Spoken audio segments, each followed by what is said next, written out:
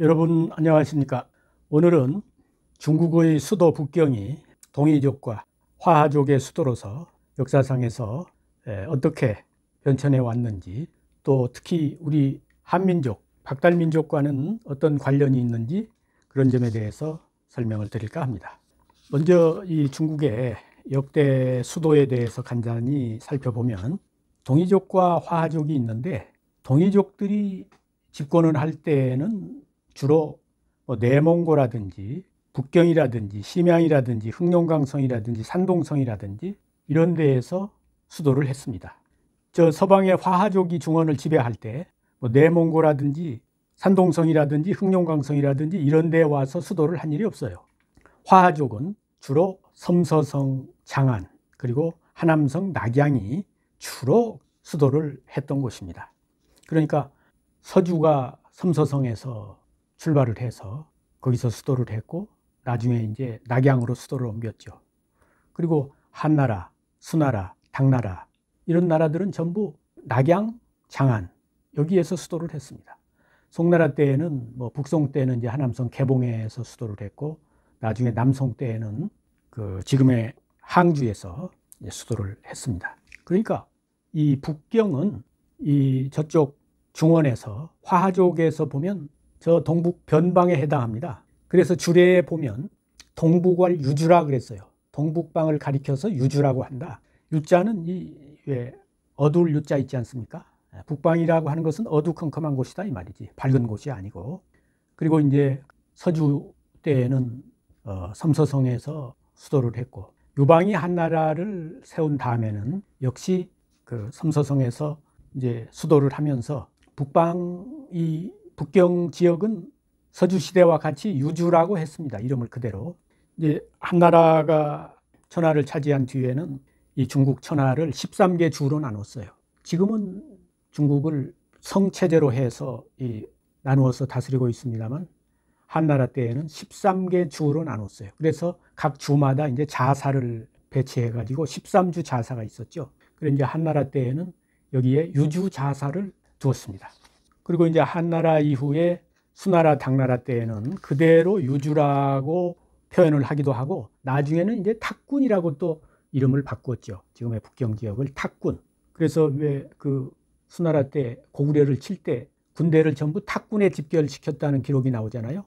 고구려의 수도가 지금 대동강유역 평양에 있지 않았다는 하나의 그것도 반증이죠.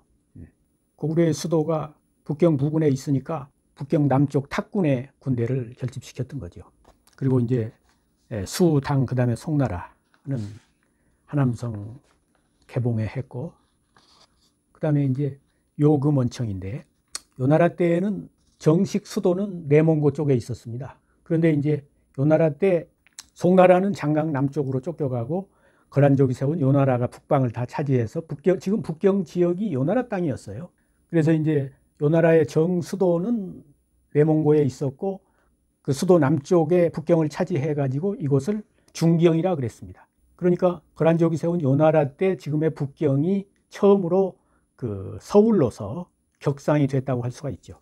그리고 이제 그 뒤에 금나라 때에는 여기다가 중도를 북경에다가 도읍을 정해 가지고 중도라 그랬습니다. 그러니까 지금의 북경이 정식으로 수도가 된 것은 여진족이 세운 금나라 때부터라고 말할 수 있겠습니다.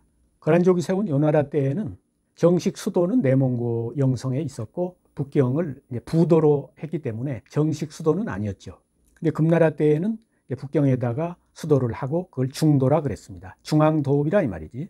그 이제 금나라 다음에 원나라인데, 원나라 때 징기스칸 시대에 북경을 공격해서 함락은 시켰습니다만 수도를 옮기지는 않았어요.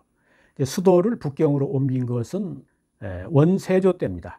원나라 세조 때 북경으로 수도를 옮기게 되는데, 1272년에 정식으로 명칭을 금나라 때 중도라고 했는데, 이번에는 큰 대자 도읍도를 써가지고 대도라고 명칭을 바꿉니다. 그래가지고 대도가 지금 북경을 대도라 해가지고 원나라의 수도로 삼았던 것이죠. 그 다음에 이제 명나라인데, 명나라는 한족 정권 아닙니까? 주원장이 세운 나라인데, 주원장이 처음에는 강소성에서 수도를 세웠죠. 그 지금의 소위 이제 남경이라고 하는 곳입니다. 그런데 이제 그 아들 때, 아니 그 아들이 아니라 그 명나라의 3대 황제 주체라고 하는 그 명성조 때 지금의 북경으로 수도를 옮겨서 이제 망할 때까지 북경에서 있게 됩니다.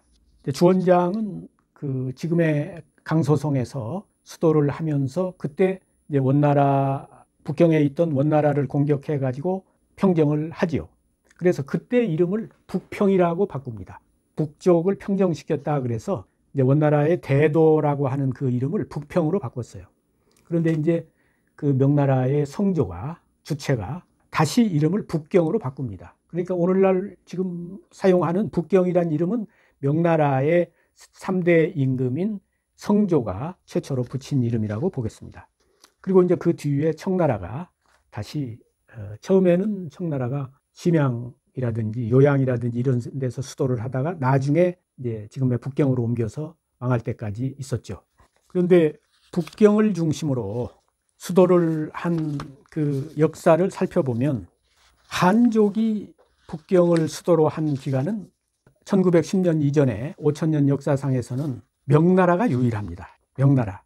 그러니까 5000년 역사상에서 명나라가 한족으로서 유일하게 북경에 수도를 했고 그 나머지 국가들은 전부 저 서방에 이제 주로 화하족들은 서방에 주로 한 데가 이제 낙양과 섬서성, 서안이 되겠습니다. 그러면 이제 이 북경을 최초로 어쨌든 서울 대접을 한 나라가 거란족이 세운 요나라라 그랬죠. 요나라는 907년부터 1125년까지 한 130년 동안 존재했던 왕조인데 그때 이곳을 북경을 남경이라 했고 또 연경이라는 이름도 그때 생겼습니다. 연경. 왜 미국 하버드 대학에 연경 학교가 있잖아요. 그런데 그때는 정식 수도가 아니고 부도였다 이 말이에요. 배도였다. 그다음에 금나라 때 이제 지금의 북경을 정식 수도로 해가지고 중도라 그랬어요. 중앙도읍이라 이 말이에요. 그 다음에 원나라 때 대도라 했어요. 대도. 근데 금나라는 1115년부터 1234년까지 한 100년 동안 중국을 지배했잖아요.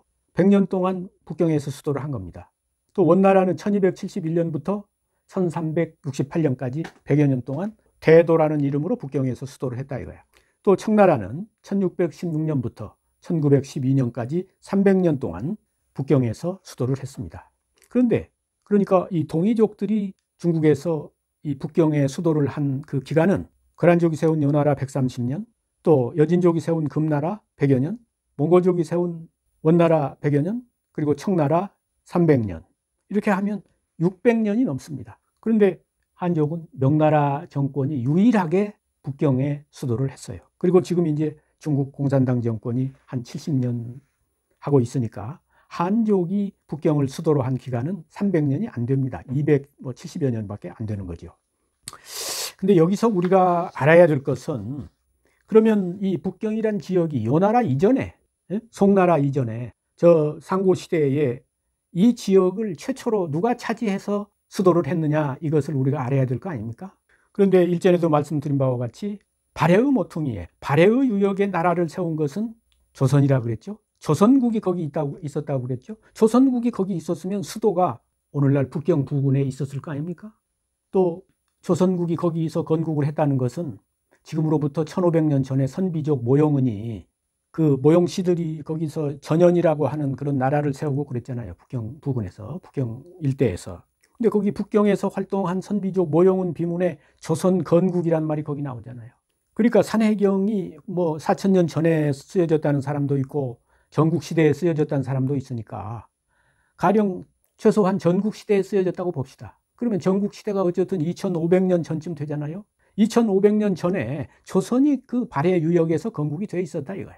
또 1500년 전에 선비족 모용은이 북경 부근에서 활동한 사람인데 그 사람 비문에 조선 건국이 나온다 이 말이야. 그러면 조선이란 나라가 발해 유역에 있었고 거기서 건국을 했고 그렇다면 오늘날 북경이 조선국의 강역이 아니었겠느냐 이 말이야. 특히 이제 그러면 정확히 그 고조선의 수도가 오늘날 그 중남해를 중심으로 있었느냐? 그렇다고는 보지 않습니다. 뭐 중남해에 그 고조선의 왕궁이 있었다? 그렇다고는 보지 않습니다. 왜냐하면 북경이라는 곳은 물이 부족한 곳이에요. 그런데 고대 사회에서 이 물이 부족하면 수도가 되기 어렵습니다. 그러니까 아마 그 발해 유역에 있었던 그 고조선은 그 발해만에서 가까운, 그러니까 하북성 진왕도시 노령현에 조선성이 있다 그랬잖아요. 거기에 조선의 수도가 있었기 때문에 조선성 유적이 있는 거 아닙니까? 그러니까 제가 볼 때 이 중국에서 발해만 지역에서 가장 아름다운 그 하북성 북대하 노령현, 그 노령현에 조선성이 있으니까 노령현과 창녀현은 바로 그 발해만 부근에서 가깝습니다. 그러니까 이 부근에 조선의 수도가 있었다고 봅니다. 그렇다면 지금의 북경은 그 조선의 수도에 그 포함된 지역이었다 이렇게 봅니다. 고조선의 왕궁이 북경에 있었던 것은 아니지만 지금의 북경 지역은 조선의 수도에 포함되었다고 이렇게 봅니다. 그러니까 지금 중국 문헌의 기록에 의하면 거란족이 세운 요나라가 최초로 지금 북경에 중경이라고 해서 거기다가 서울을 세웠다고 하지만 그 이전으로 올라가면 2000년, 3000년 전에 최초로 오늘의 북경 지역에 나라를 세우고 수도를 했던 곳은 고조선이었다, 이렇게 볼 수가 있는 것입니다. 그러니까 그때의 고조선은 발조선이죠. 박달조선이죠. 그래서 일전에도 말씀드린 바와 같이 지금의 발해는 박달족이 거기에 발조선을 세웠기 때문에 그래서 박달바다를 줄여서 발해 그랬다고 말씀드리지 않았습니까? 그런데 이제 문제는 명청시대에 명나라 한족 정권이고 청나라는 여진족 정권인데 그 사람들이 거기를 수도로 해서 황제로 하는데 그 지역에 와서 최초로 나라를 세우고 수도를 세웠다는 기록이 중국의 여러 문헌에 나오니까, 근데 그때에 이 압록강 남쪽에 이성계가 세운 조선이 없었다면 그런 역사 조작을 할 수가 없을 텐데 그때 마침 그 명청시대의 그 속국으로 조선이란 나라가 있었습니다. 그러니까 이 발해조선을 대동강조선으로 이동시키는, 발해조선을 말살시키고 대동강조선을 발해조선으로 탈바꿈시키는 이런 작업이 그때부터 이루어진 것입니다. 그러니까 일제 35년 동안에 낭낭유무를 위조해서 고조선 역사를 왜곡했을 뿐만 아니라 그 이전에 이미 명청시대에 그 발해조선 지우기 작업을 했던 것입니다. 그래서 이제 그 중국의 사신이나 이런 사람이 오면 한국의 역사서를 문제 삼고 그러니까 조선 초기에 그런 뭐 고조선 비사라든지 삼성기라든지 조대기라든지 이런 우리 그 고조선이, 이 조선이 말이지, 이 이성계가 세운 그 조선 이전에 발해조선이 있어가지고 대륙을 지배하고 그 수도가 북경이었다고 하는 그런 기록들을 고조선 비사라든지 삼성기라든지 조대기라든지 이런 데 나와 있을 거 아닙니까? 그러니까 중국의 눈치 보느라고 그런 책들을 수거해서 이제 어디 지하에 일반 백성이 볼 수 없도록 그걸 감춰놓고 그랬던 것이죠. 그러면서 이제 우리의 바른 역사가 상실되기 시작하고 지금은 뭐 거의 다 잊어버리게 된 것입니다. 그러나 지금 우리가 사고전서와 같은 그런 기록을 통해서 조선 건국이라는 기록이 모용운의 비문에 나오고 무경총효의 조선하가 북경 북쪽에 있다는 기록이 나오고 태평화환후기에 조선성이 중국에서 가장 아름답고 자원이 풍부하고 살기 좋은 그 기온이 춥지도 덥지도 않은 그 지역, 북대하, 하북성 진왕도시 북대하 노령현, 그 지역에 조선성이 있다는 그런 기록이 발견됨으로 인해서 우리가 북경의 첫 주인이었다는, 북경 지역에 발해 유역에 첫 나라를 세우고 거기에 수도를 했다는 그런 것들이 이제 역사를 통해서, 사고전서를 통해서 다시 밝혀지기 시작하는 겁니다. 우리가 이런 역사를 올바로 알 때 자긍심이 생기고 가슴이 뜨거워지고 꿈이 생기고 그렇게 되지 않겠습니까?